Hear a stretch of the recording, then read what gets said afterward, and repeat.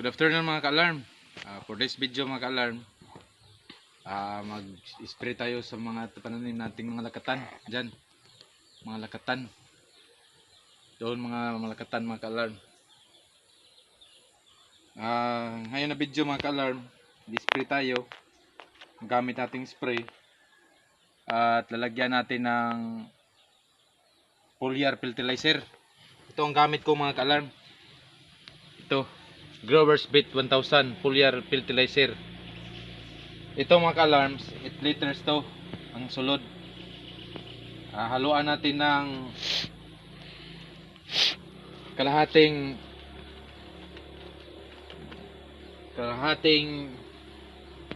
lata ng sardinas mga ka-alarm.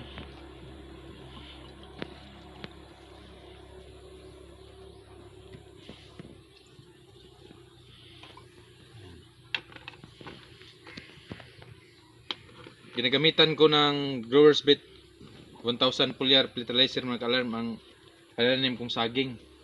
Dahil sa ngayon mga ka-alarm, is palaging nag-uulan dito sa aming lugar. Halos araw-araw na.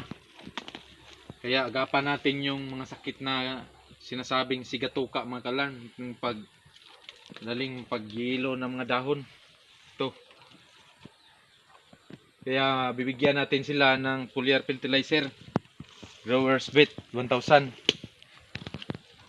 Ito mga ka-alarm, 5 months pa ito mga ka-alarm, 4 months yan. Pero napansin nyo mga ka-alarm, ang tataba nila mga ka-alarm. Pero bigyan natin sila ng foliar. Ito ay gamit pamproteksyon sa mga sakit sa mga saging mga ka-alarm. Kunting mga kaalaman mga ka-alarm. Dito 6 months to mga ka-alarm. Pero kung napansin nyo mga ka-alarm, is marami siyang subwal mga ka-alarm. 1, 2, 3, 4, 5, 6, 7 mga ka-alarm. 7 kabuok ang iyang subwal. Sa pagtanim ng lakatan mga ka-alarm, huwag kayong kukuha ng ganito palang kaliit mga ka-alarm. Ito. Dahil masasayang yan mga ka-alarm. Ang kukunin yung mga sa mga ka-alarm, katulad nito, pwede na to pang tanim. Dahil malaki na siya. Marami ng kanyang mga gamot mga ka-alarm. Yan ang tips mga ka-alarm. So, sige mga ka-alarm, mag-spray na tayo sa ating mga saging mga pananim.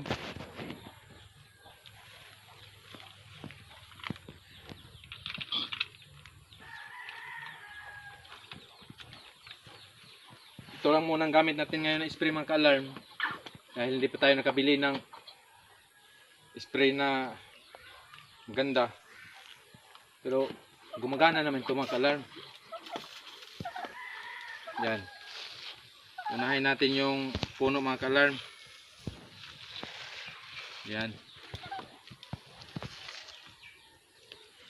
Saka isusunod natin yung mga dahon niya mga ka-alarm.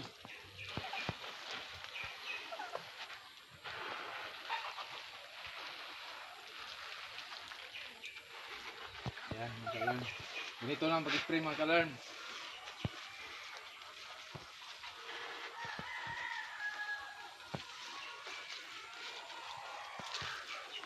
Yan, madahon mga ka-alarm.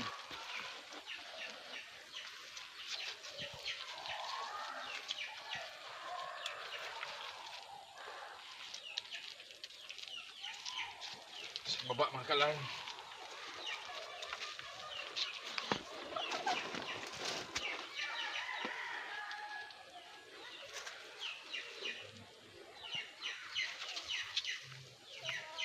Maganda talaga mga ka-alarm kung gamitan natin ng foliar fertilizer mga ka-alarm.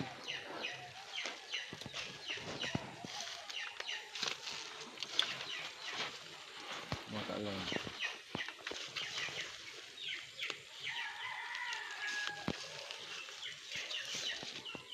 Pag dating ko mga ka-alarm sa trabaho, dito ako pupunta mga ka-alarm. Ilaalagaan ko talaga sila mga ka-alarm.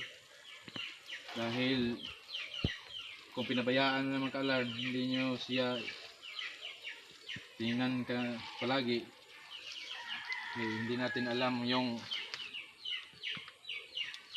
takbo ng pagtutubo nila mga ka-alarm. Dapat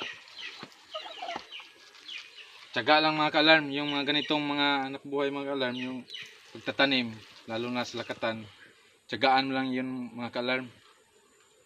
Dahil may darating tayo ng biyaya yung mga ka-alarm. Tiyaga lang talaga.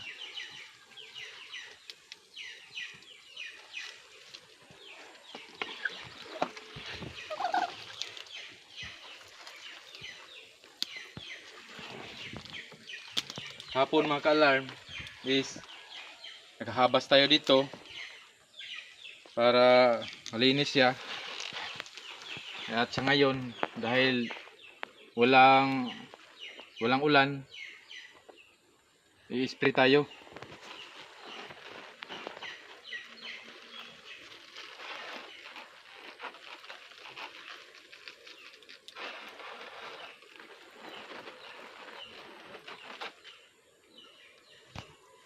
Dito tayo mga ka-alarm.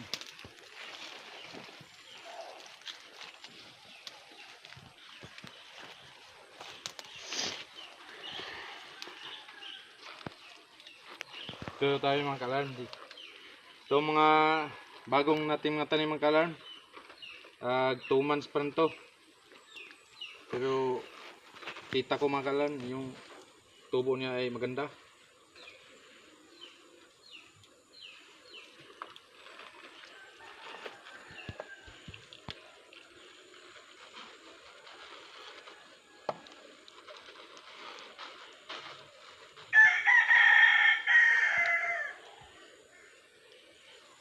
Sana mga ka-alarm, sa pagtatanim ay ang puhunan niya mga ka-alarm is yung tiyaga lang.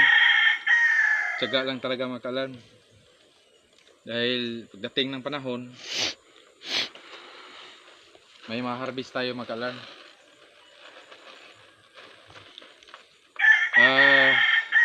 Maraming salamat mga ka-alarm sa inyong tingin sa video na to. Sa sunod mga ka-alarm, daghang salamat. God bless.